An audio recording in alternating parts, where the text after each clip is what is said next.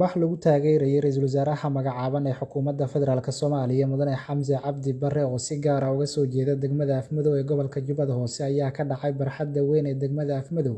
halkaas oo isugu soo baxeen maamulka degmada iyo qaybaha kala duwan ee bulshada ku nool degmada Afmadow isla markaana waxa barxadda lagu soo bandhigay ciyaar dhaqameed lagu yaqaano degmada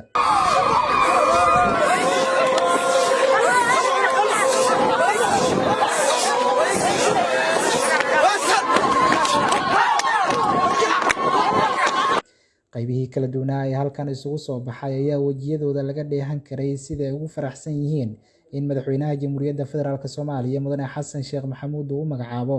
xilka ra'iisul wasaaraha xukuumadda Federaalka Soomaaliya mudane Xamse Cabdi Barre oo ka mid ah xildhibaanada sida gaarka ah ugu matala baarlamaanka Jamhuuriyadda Federaalka Soomaaliya degmada Afmadow.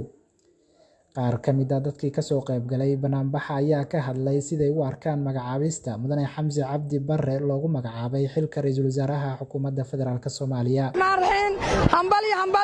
hambalyo ra'iisul wasaaraha cusub Xamse Cabdi Barre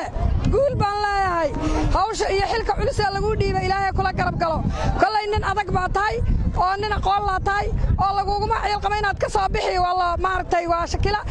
Assalaamu calaykum waraxmatullaahi wabarakaatuh. maanta anoo jooga degmada Afmadow lama soo koobi karo qirada ee farxadda ay hayso. halkan waxaan ka salaamayaa madaxweynaha Soomaaliya Xasan Sheekh Maxamuud oo mar labaad mar saddexaad mahadsan madaxweynaha Axmed Maxamed Sansaaso kale waan salaamayaa. waxaan salaamayaa ra'iisul wasaaraheena sharafta leh qiimaha badan oo eedada u ahay Xamse oo guuleyso madaxweynaha sharafta leh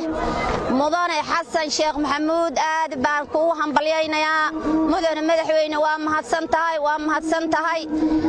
marka labaad waxaan hambalyeeyahay walaalkeena qaaliga ah Xamse Cabdi Barre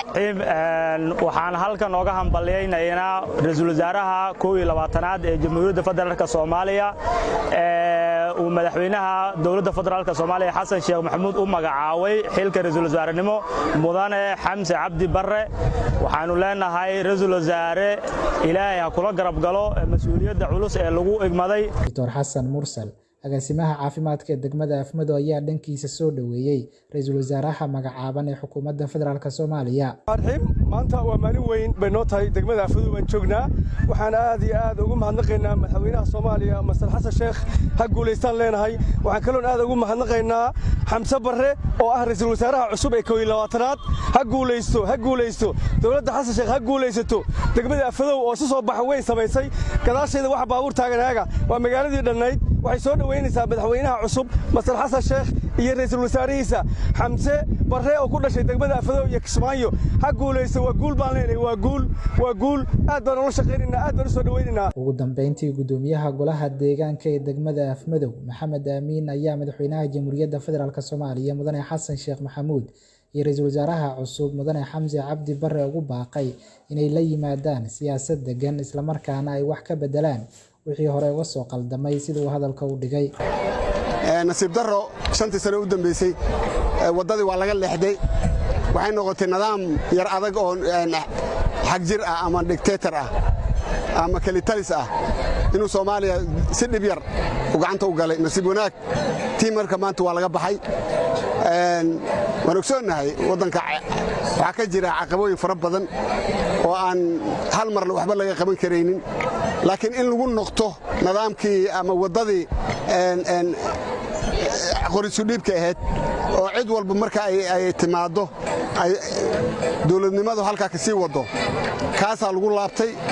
kaasaan filaynaa inuu noqon doono dawlad walba inay wax ku dartay aheede in dib loo noqto ma ahayn cabsida ugu weyn ee ummadda Soomaaliyeed soo wajahday bariyahan dambena waxay ahayd in laga cabsi qabay in dib loo noqto oo dagaal sokoyo lagu laabto nasiib wanaag waxa weeyaan wadadii waa lagu soo dhacay shalay laga lumay alxamdulillah waxaan ka rajaynaynaa dawladda cusub Xasan Sheekh Maxamuud uu madaxda ka yahay ra'iisul wasaarena ka yahay Xamse Cabdi Barre iyo golaha aan filanayno ay soo dhisi doonaan inay noqdaan mid Soomaaliya gaarsiiya meeshii la rabay inay gaarsiiyaan horumar iyo nabadda inay wax ka qabtaan amniga